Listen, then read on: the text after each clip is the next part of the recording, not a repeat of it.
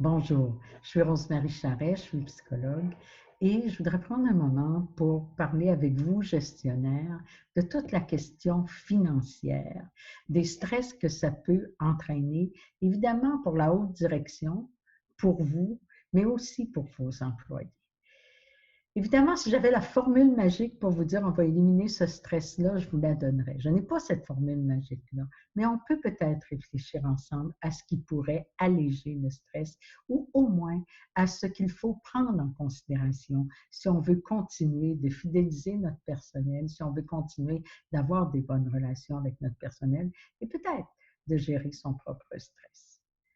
Comme tout bon gestionnaire, c'est sûr que vous deviez avoir un budget avant que la crise commence. Et ce budget-là, j'imagine, devait être partagé. Vous le connaissiez, la haute direction le connaissait et certains de vos employés, sinon tous les employés, savaient dans quel cadre financier vous pouviez agir. Il va de soi que pour la très grande majorité des entreprises, le cadre financier a été modifié et probablement même qu'il n'a pas été redéfini. Donc, vous êtes dans plus d'incertitudes financières que vous l'étiez au départ.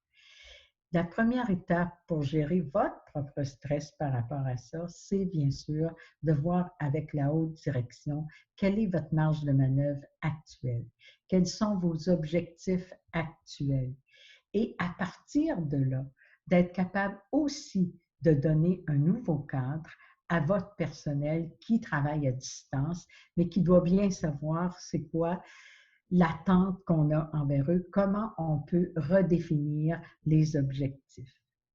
Quand vous parlez à votre personnel, c'est aussi important de voir qu'eux-mêmes ont des grosses préoccupations financières. Est-ce que l'entreprise a suffisamment de ressources pour survivre à la crise? Quel est l'espoir que vous avez de survivre à la crise?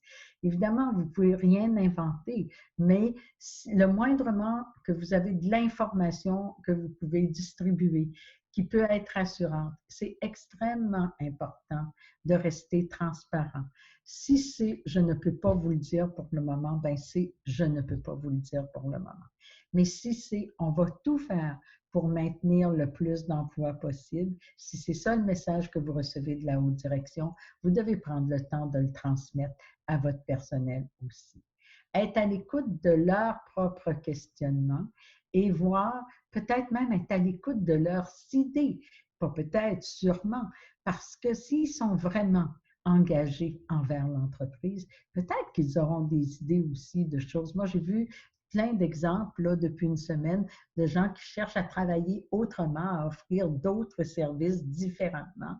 Donc, une organisation, c'est fait de tout le monde qui y travaille et peut-être qu'il y aura des bonnes idées qui viendront d'eux aussi.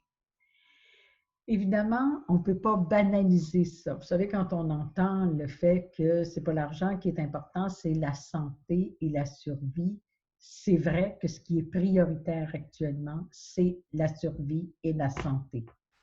Mais les préoccupations des gens sont légitimes aussi pour tout ce qui est économique. Les vôtres sont légitimes lorsque vous communiquez avec la haute direction. Vous avez le droit de poser vos questions et d'être rassuré ou du moins d'être informé objectivement. Et les préoccupations de votre personnel le sont aussi. Le rôle de gestionnaire en période de crise est très exigeant parce que vous devez composer avec tous ces mouvements en dehors des cadres qui étaient les vôtres habituellement. Donc, il faut absolument que vous soyez très gentil envers vous-même, que vous ne soyez pas trop exigeant envers vous-même et que vous soyez capable d'avoir la même compassion pour vous que vous avez pour votre personnel. Bonne journée.